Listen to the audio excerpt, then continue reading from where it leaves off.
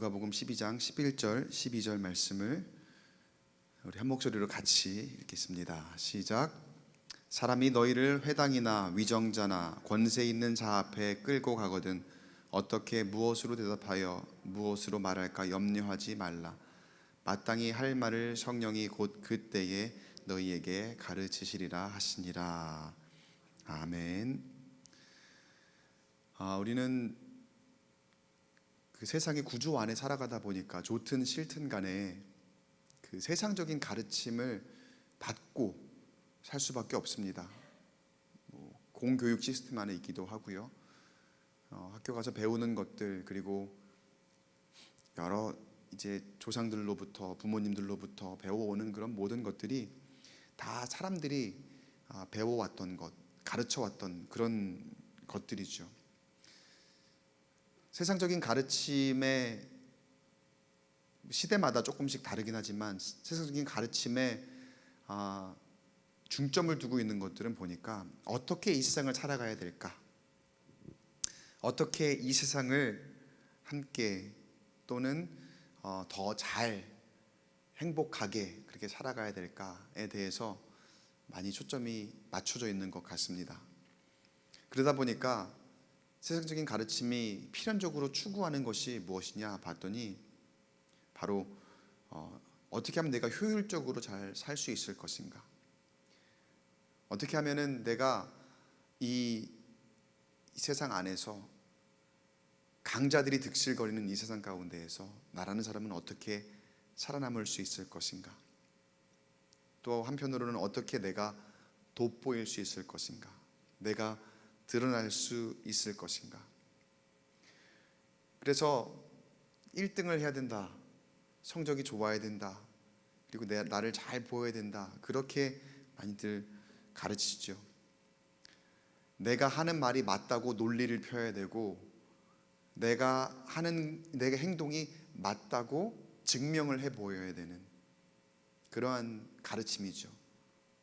그런 가르침은 시대를 떠나서 어느 때든지 변하지 않았던 것 같아요. 자기 PR이라고 하죠. 내가 잘하는 걸 드러내기를 이렇게 권면하고, 그리고 나 스스로를 높일 때는 높일 줄 알아야 된다라고 그렇게 말하는 것이 바로 세상적인 가르침의 특징일 것입니다. 물론 중요합니다. 내가 목표하고자 하는 것, 성취하고자 하는 것, 그런 것들을 이루기 위해서는 물론 그런 것들이 필요하고, 그런 것들을 통해서 세상적인 성공을 이루는 것도 중요하지 않다고 할 수 없겠죠. 그런데 그보다 더 중요한 가치가 있는데 그걸 모르고 살아간다는 것이 문제가 됩니다. 분명 세상적인 가르침에서 나를 드러내는 것, 그리고 내가 높아지는 것, 내가 하는 것이 맞고 내가 하는 말이 옳다고 선전하는 것보다 훨씬 더 중요한 가치가 있는데 그걸 모르고 살아갈 때가 너무나 많다는 거예요. 여기서 여러분, 더 중요한 가치란 무엇입니까? 바로 예수 그리스도입니다. 그 세상의 어떠한 것보다도 더 중요한 가치는 예수 그리스도이고 구원의 하나님입니다. 그것이 우리의 궁극적인 삶의 목적이고, 그것이 우리가 그 다른 거 다 버리더라도 한 가지 지녀야 될 가치라고 한다면 바로 구원의 하나님이자 예수 그리스도라는 거예요. 그런데 우리가 그 중요한 가치를 알고 있으면서도 때로는 잊어버리고, 또 세상은 그 가치를 모르는 채 그냥 세상에 완전히 압도되어 살아가다 보니까 나만 남는 거죠. 나만 잘 되면 돼, 우리 가족만 잘 되면 돼, 그러한 모습만 남게 되더라는 거예요. 그러다 보니까 세상의 가르침대로 살아가는 우리에게 안 좋은 버릇이 생깁니다. 그 안 좋은 버릇이란, 내가 높아져야 되니까 아무런 거리낌 없이 남을 낮춥니다. 그리고 남을 헐뜯습니다. 거기에 대한 어떤 일말의 죄책감도 없이 그렇게 행하는 우리 현대인의 모습들을 너무나 많이 봅니다. 요즘 뉴스를 보면은요, 정치계의 뉴스가 제일 많잖아요. 근데 사실 별로 보고 싶지 않더라고요. 좀 그렇게 뒤통수의 연속이 뒤통수의 연속, 그죠? 물론 정치가 그런 거라고 하기는 하지만 좀 저렇게 계속해서 헐뜯고 낮추고 남을 향해서 네거티브한 얘기를 한 것이 일색일까? 어쩌다 나라를 이렇게 이끌어가는 지도자라는 분들이 좀 저런 모습일까라는 그런 것들이 뉴스에 자꾸 나오는 걸 보면서 참 안타까운 마음을 금할 길이 없는 요즘입니다. 딱 그런 모습들, 남을 낮추고 헐뜯고, 오늘 성경에 특별한 표현이 하나 나오는데 책 잡는 거죠. 약점을 잡아서 그걸 이용해서 어떻게 하면 내가 이겨볼까, 내가 일어서 볼까, 내가 드러날까 하는 그러한 모습. 성경에 유대인 지도자들이 많이 등장을 합니다. 복음서에 보면은. 오늘 우리가 읽은 말씀의 본문 안에도 유대인 지도자들 중에서도 율법 교사들이 등장을 하는데, 그들이 어쩌면 딱 그런 모습들이 예수님께 책망을 아주 많이 듣죠. 예수님께 책망을 많이 들어요. 근데 그런 그들도 보니까 예수님의 말씀을 늘 듣고 있어요. 근데 예수님의 말씀을 듣는데 어떤 특별한 목적을 가지고 듣더라는 거예요. 내가 그 말씀을 이해하고 경청하려고 듣는 것이 아니라 불순한 의도와 목적을 가지고 그 말씀을 듣는 그런 모습들을 우리가 성경을 통해서 볼 수가 있습니다. 어쩌면 세상의 가르침이라는 것이 우리가 때로는 저게 지혜로운 것 같아, 저렇게 해야지 우리가 잘 살 수 있는 것 같으니까 거기에 따라가는 그런 경향을 보일 때가 있지만, 어쩌면 세상이 가르치는 것들은 어떤 사람의 말을 듣든 간에 어떤 말을 경청해서 내가 그걸 이해하고 받아들이려는 것이 아니라 어떻게 하면 그 말 안에서 내가 책 잡을 것을 찾을까, 어떤 불순한 의도와 목적을 가지고 말을 들어야 된다, 그렇게 가르치고 있는 세상의 가르침은 아닌지 한번 우리가 되돌아봐야 될 필요가 있는 것 같습니다. 누가복음 11장 54절에 보니까 율법 교사들이 예수님의 말씀을 듣는 중에 특별한 불순한 의도와 목적을 가지는 것을 여기에 기록하고 있죠. 54절 보니까 그 입에서 나오는 말을 책 잡고자 하여 노리고 있더라. 분명 예수님 말씀을 듣고는 있거든요. 그런데 그 입술을 계속 주목을 한 이유가 뭐래요? 어떻게 하면 저 여기에서 말 실수가 나올까? 어떻게 하면 저기에서 우리가 이용해서 무너뜨릴 만한 그러한 이야기가 나올까? 예수를 무너뜨리고 어떻게 하면 내가 높아질까? 그 기회를 엿보는 그런 모습으로 말씀을 듣고 있더라는 거예요. 여러분, 이게 전형적인 세상의 방식이에요. 그리고 역사적으로도 교회를 핍박하는 전형적인 모습이 딱 이런 모습입니다. 이건 사탄의 역사라고 할 수 있어요, 여러분. 사탄의 역사예요. 여러분, 마귀는요 늘 교회를 주목하고 있습니다. 세상도 교회를 늘 주목하고 있습니다. 한편으로는 교회가 잘 하기를 원하는, 바라고자 하는 마음이 있어서 그런 거이기도 하지만, 또 한편으로는 굉장히 불순한 의도로 교회를 주목을 해요. 그리고 여러분들을 바라보고 있어요. 마귀가 여러분들을 주목하고 있어요. 책 잡힐 게 있으면 되겠습니까? 안 되겠습니까? 안 되겠죠. 근데 여러분, 가만 보니까 책 잡힐 게 없어요. 우리가 책 잡힐 게 없다고 해볼게요. 그럼 마귀가 어떻게 할까요? 여기는 깨끗하구나, 내가 여기는 더 이상 건들면 안 되겠다, 그럴까요? 그렇지 않더라는 거예요. 한번 보니까 책 잡힐 게 없네, 그렇다고 안 보는 게 아니라 없어도 계속 봐요. 무언가가 나올 때까지. 무언가가 나올 때까지. 여러분, 이렇게 사탄의 역사는 집요한 겁니다. 늘 우리를 주목하고 있고, 저 말에서, 저 행동에서, 저 눈빛에서 뭐 하나에서 실수가 나오지 않을까, 그걸 넘어뜨리려고, 교회를 무너뜨리려고 늘 그렇게 우리를 주목하고 있더라는 거예요. 한순간 방심하면 어떻게 될까요? 그거 딱 걸고 넘어지는 게 사탄의 역사예요.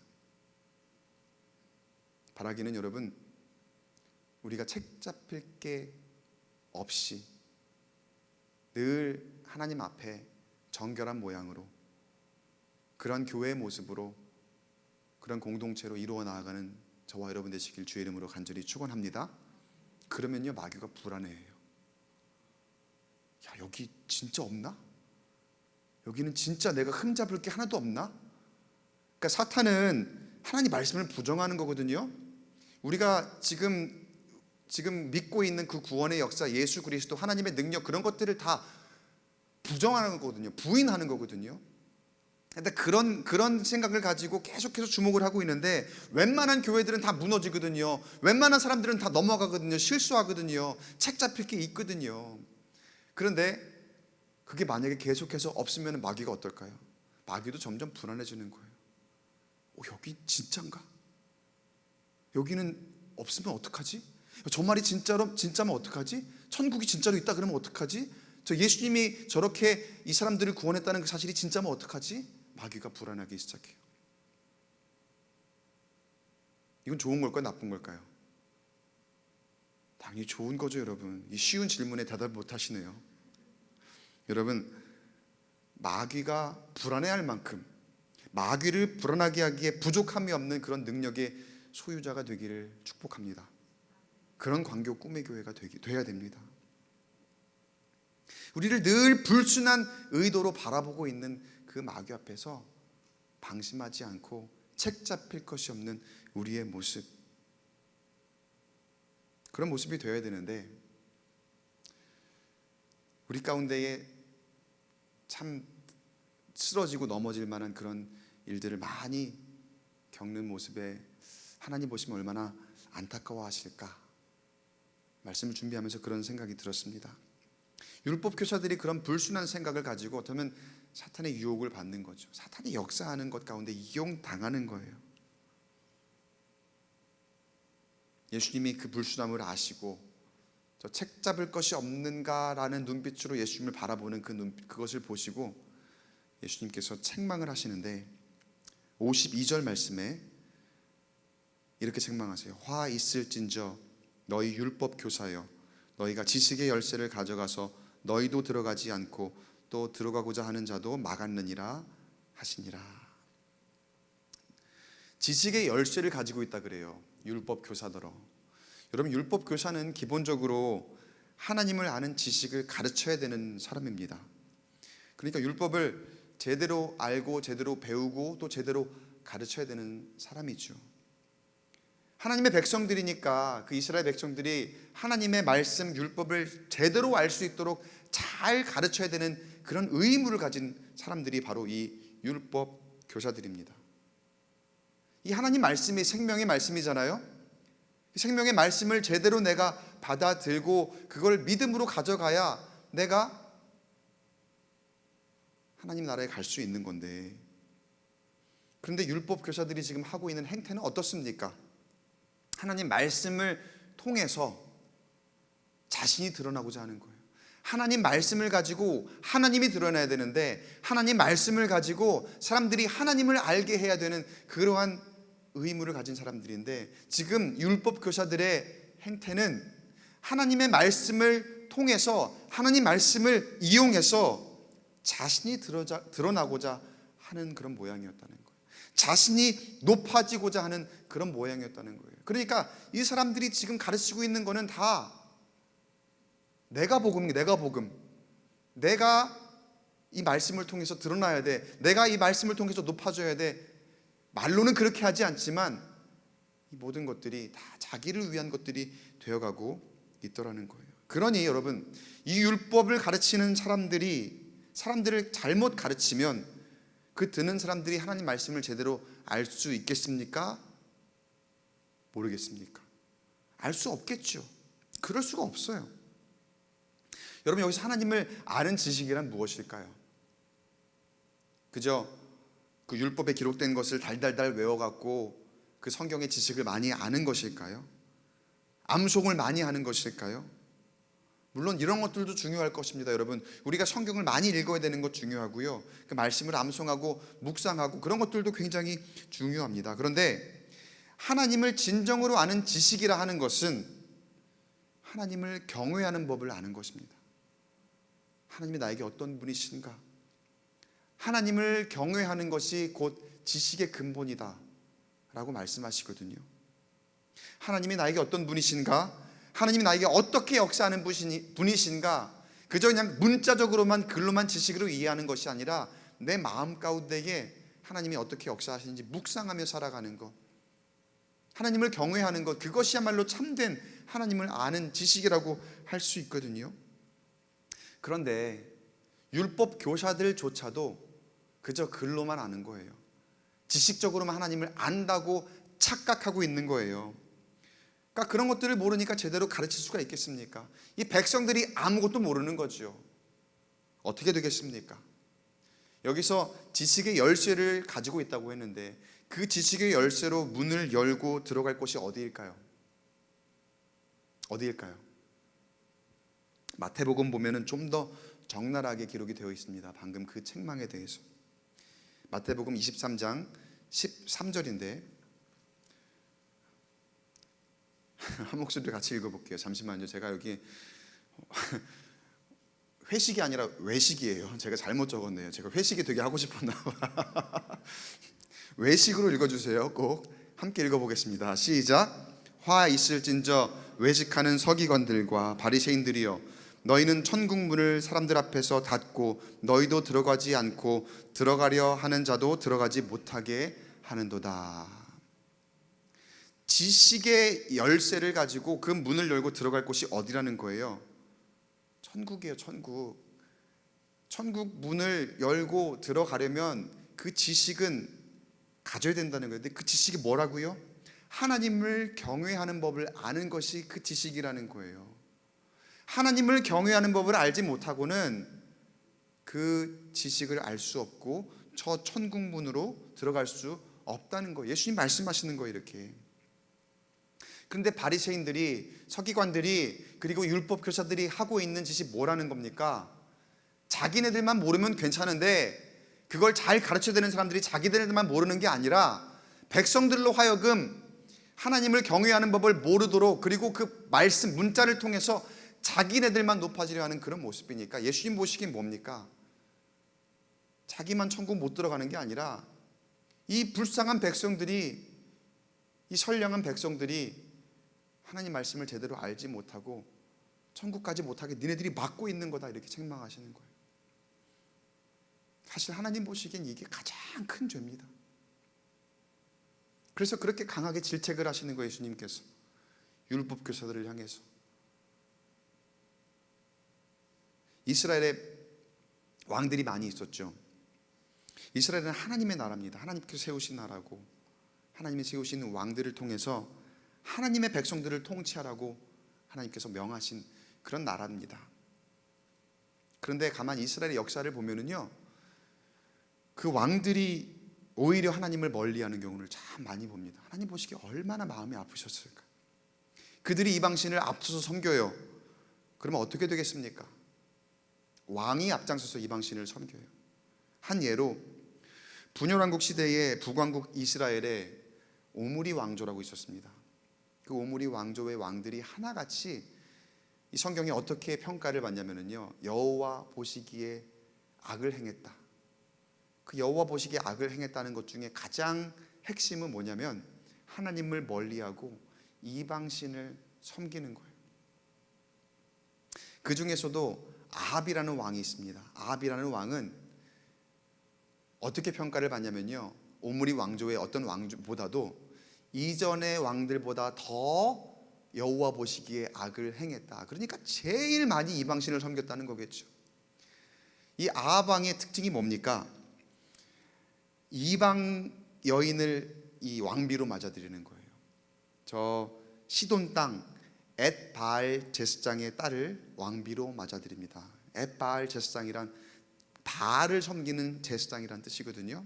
그러니까 바알을 섬기는 제스장의 딸을 이세벨을 왕비로 맞아서 온 이스라엘을 바알을 섬기는 나라로 만들어버리고, 여러분, 왕이 바알을 섬기면은 백성들은 어떻게 해야 될까요?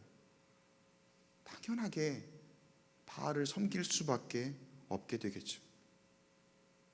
근데 그 나라 이름이 뭐라고요? 이스라엘이라고. 이스라엘.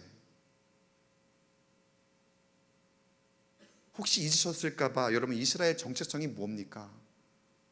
제가 성경을 하나 띄워드릴게요. 이스라엘이라는 나라의 정체성은 이겁니다. 창세기 32장 28절 말씀 함께 읽어보겠습니다. 시작. 그가 이르되 내 이름을 다시는 야곱이라 부를 것이 아니요 이스라엘이라 부를 것이니 이는 내가 하나님과 및 사람들과 겨루어 이겼음이니라.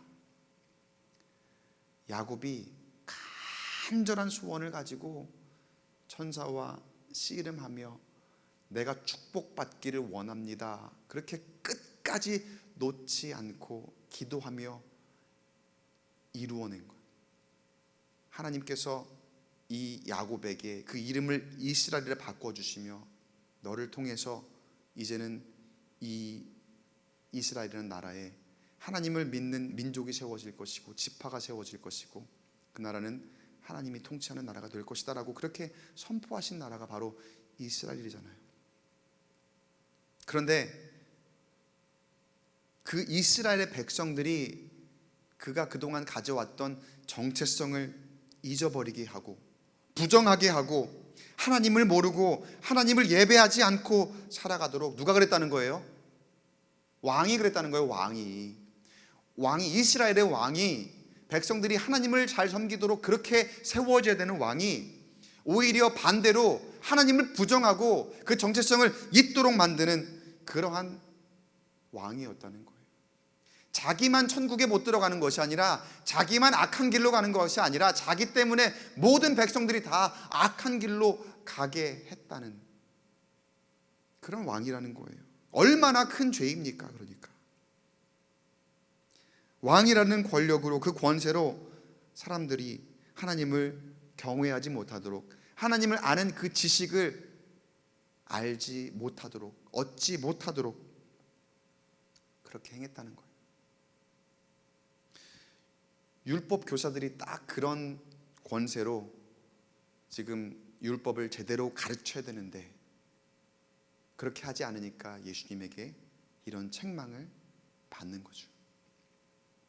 여러분, 우리가 이 나라의 권력자, 위정자, 그리고 교회 안에서도 권세 있는 사람들, 목회자뿐만 아니라 더 큰 단위의 교회가 있죠. 그러니까 종교 지도자들, 여러분, 그런 권력자, 위정자를 위해서 우리가 기도해야 되는 이유가 여기에 있습니다. 위에서 무너지면 다 무너지는 거거든요. 위에서 잘못 가르치면 우리가 잘못된 길로 따라갈 수가 있는 거거든요. 그래서 여러분, 우리가 기도를 해야 돼요. 그런데 사탄도 권세가 있습니다. 사탄도 능력이 있어요. 그러니까 사탄이 세상의 그 아까 방식을 얘기했잖아요. 효율적인 방식. 누구를 건드리면 효율적일까요? 윗선을 건드리면 효율적인 거잖아요. 그러니까 온갖 유혹과 온갖 고난과 그리고 그런 것들은 싹 보면은 거기에 유혹이 많아요. 사탄이 그들을 이용하려고 하거든요.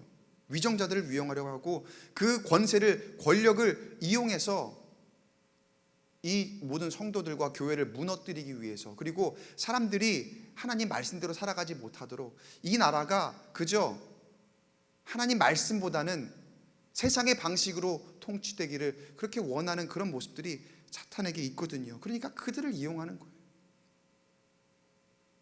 그래서 우리가 여러분 이 말씀을 허투루 듣지 마시고 꼭 기도해 주셔야 됩니다.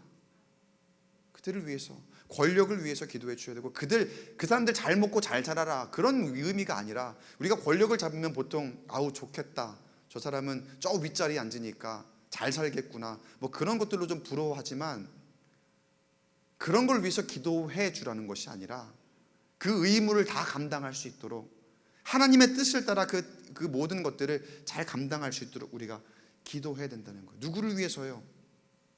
우리를 위해서, 여러분을 위해서, 우리 교회를 위해서, 우리가 살고 있는 이 지금 시대를 위해서. 사탄은 늘 그들을 통해서 역사하고 또 한 방에 교회를 무너뜨리고 우리를 유혹하고 우리를 무너뜨리려고 그렇게 항상 역사하고 있다는 거예요. 그래서 여러분, 우리가 그렇게 기도를 해야 된다는 거예요. 예수님께서 이제 제자들에게 누가 뭐라고 하더라도 사탄의 역사니까 그런 것들에 주눅들지 말아라, 휘둘리지 말아라, 그런 의미로, 그런 취지로 제자들에게 참된 가르침을 허락하시는데, 여러분, 이 가르침을 여러분이 잘 들어야 됩니다. 너희를 어떤 위정자나 그리고 회당장이나 권세 있는 사람들이 끌고 가갖고 너희를 협박하고 위협한다 하더라도 그 권세 앞에 절대로 휘둘리지 말아라. 그냥 굴복하지 말아라. 내가 어떻게 변론을 해야 될까, 어떻게 말해야 될까 염려가 되겠지만 그것으로 염려하지 말아라. 그렇게 얘기하시며 오늘 우리 읽었던 본문 말씀이죠, 12절 말씀처럼 이렇게 가르침을 주십니다. 12절 말씀에 함께 읽어보겠습니다. 시작. 마땅히 할 말을 성령이 곧 그때에 너희에게 가르치시리라 하시니라. 아멘. 사탄은 분명히 그 권세와 권력을 통해서 우리를 윽박지르려고 또 우리를 무너뜨리려고 호시탐탐 기회를 노리고 있겠지만, 예수님께서는 분명 그들을 책망하시기도 하셨지만 또 한편으로는 우리에게 가르침을 주시는 거예요. 그런 상황이 온다 할지라도 때로는 저 율법교사, 저 지금 잘못된 사람들이 너희에게 잘못 가르치고 그 사람들이 높아지기 위해 너희를 책잡으려 하고 너희가 믿는 그것들을 부정하려 할지라도 너희가 그 믿는 믿음을 굳건하게 해라, 이 이야기예요. 세상의 권세를 두려워하지 말라는 거예요. 왜 그럴까요? 여러분, 세상에 어떠한 권력도 어떠한 권세도 하나님보다 센 건 없습니다. 하나님보다 더 능력 있고 하나님보다 더 권력 있고 하나님보다 더 센 건 없는 줄로 믿으시기 바랍니다. 오직 하나님 말씀만 두려워하면 되는 거예요. 오직 하나님 말씀만 의지하면 되는 거예요. 그리고 사람의 입으로 나오는 그런 말들로 우리가 너무 일희일비할 때가 많이 있습니다. 그런 것들도 경계하라는 예수님의 말씀입니다.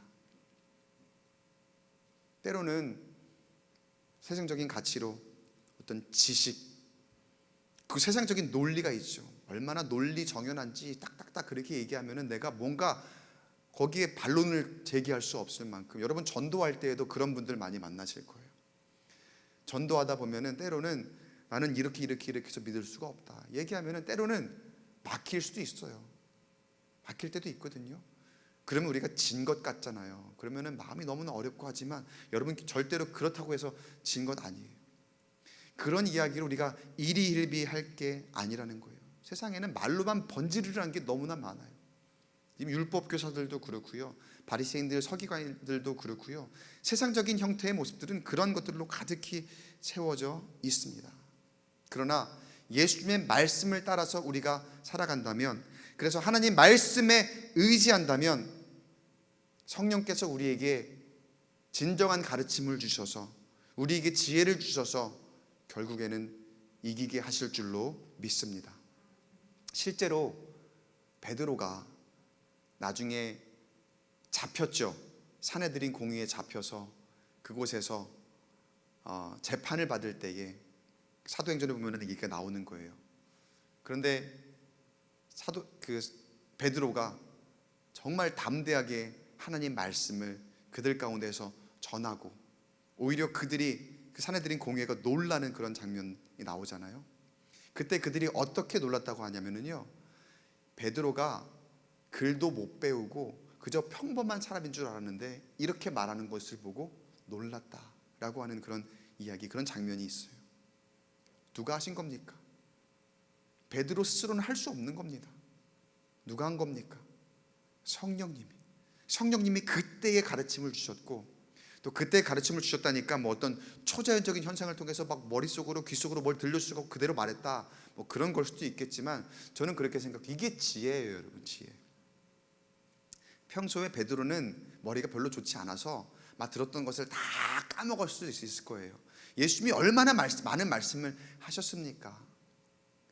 그런데 그때의 어떤 말씀을 딱 들려주시기보다는 그때의 성령께서 그동안 예수님이 하셨던 말씀들이 다 생각나게 하시면서, 아, 그때 이런 말씀을 하셨지, 그때 이런 말씀을 하셨지, 그것을 베드로의 입술을 통해서 담대하게 전할 수 있도록 그렇게 역사하셨다는 거예요.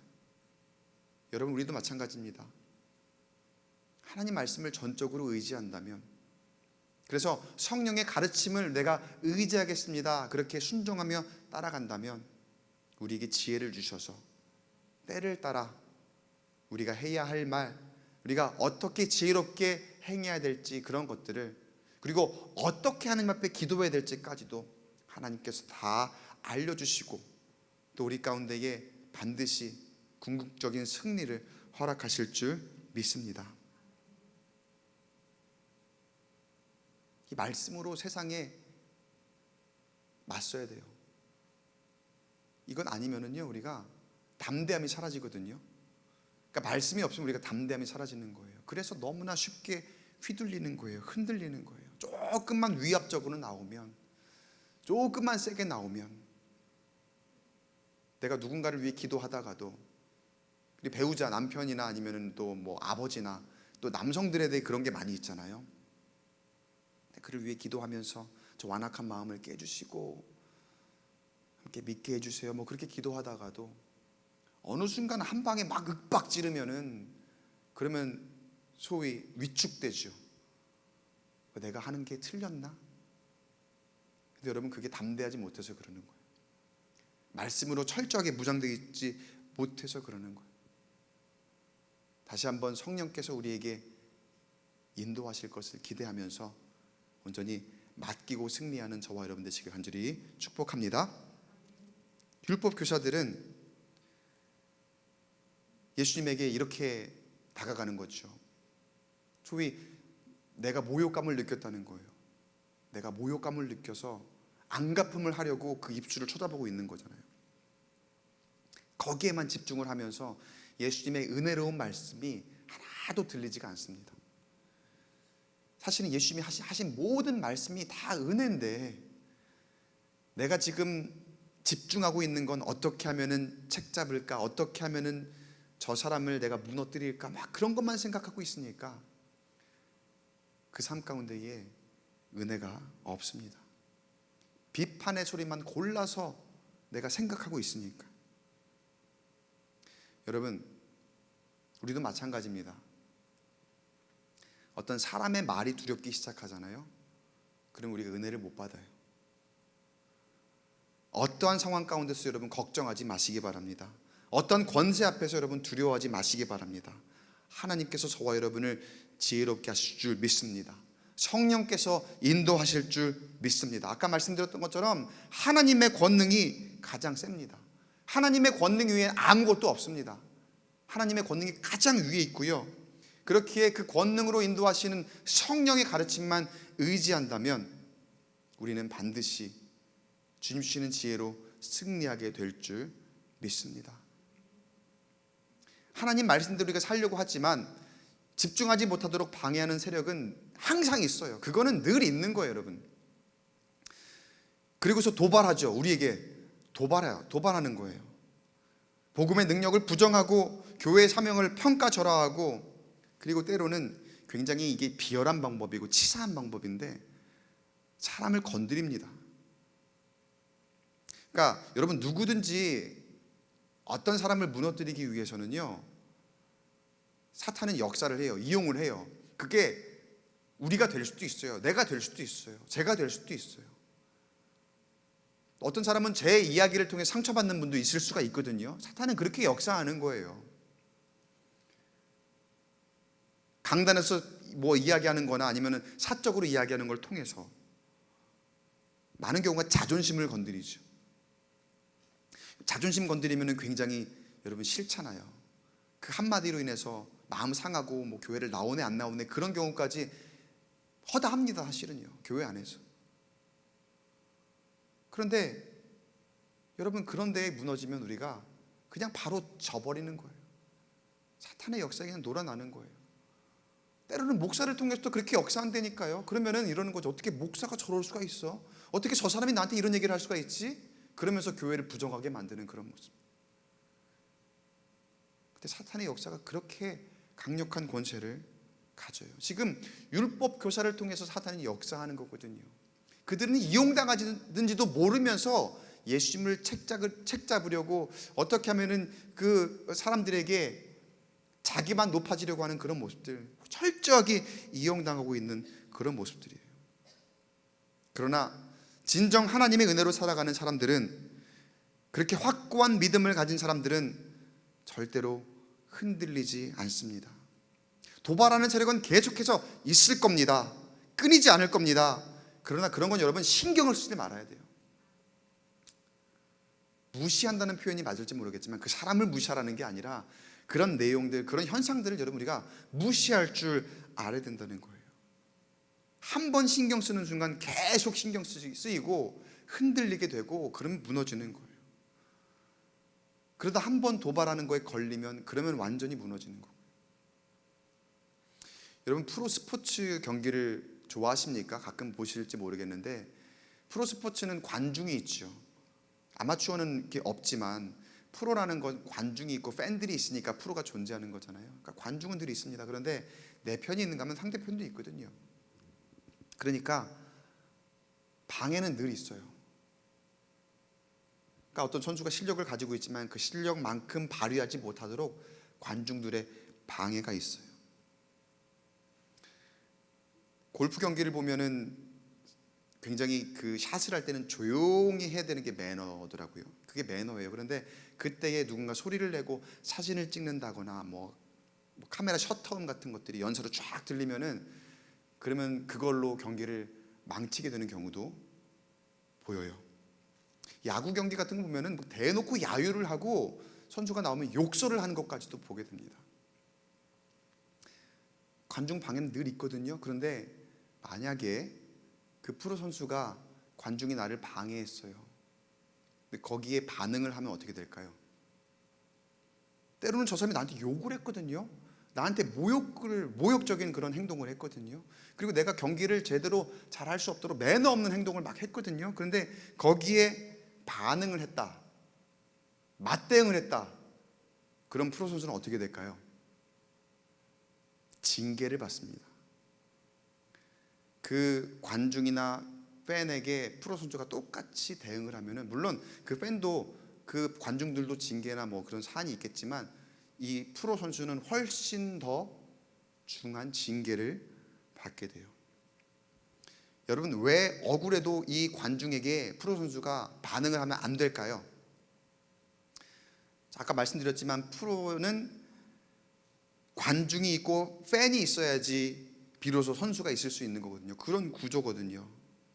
물론 어디 가나 진상들도 있고 방해꾼들은 있지만 그게 그냥 생리인 거죠. 맞잖아요, 여러분? 우리도 마찬가지죠. 어딜 가나 진상이 있죠. 어딜 가나 마음에 안 맞는 사람들이 있죠. 나랑 안 맞는 사람들이 늘 있어요. 어느 공동체나 가든지 간에. 그건 있는 거예요. 그런데 여러분, 거기에 반응하면 안 된다는 거예요. 반응하면 내가 지는 거라는 거예요. 프로 선수들이 그런 것들을 잘 견디고 잘 참아서 좋은 멘탈로, 강한 멘탈로 무장을 하게 되면, 그러면 이제 더 큰 데에 나가서도 이길 수 있는 그러한 멘탈을 가지게 되는 거죠. 그 프로들이 자기만을 위해 사는 사람들이 아니더라고요. 가만 보면은 프로들이 어떤 선수가 되었든지 간에 자기만을 위해서 이기적으로 사는 그런 사람들은 그 생명이 길지를 못한 걸 많이 봐요. 반대로 지역사회를 위해서 봉사도 하고 기부도 많이 하고 그런 모습들로 보여지는 사람들은 롱런 하더라고요. 여러분, 하나님께서 인정하시는 인생 프로가 되길 간절히 축복합니다. 저와 여러분은 그렇게 부름받은 사람들입니다. 영적으로나 육적으로나 어디에 있든지 하나님이 인정하시는 프로입니다. 그럼 그 프로는 나를 위해 사는 사람이 아니라 하나님을 위해 사는 사람이어야 돼요. 그리고 하나님이 나에게 보내주신, 나에게 허락하신 이웃을 위해 사는 사람이어야 됩니다. 그게 진정한 프로의 모습이라는 거예요.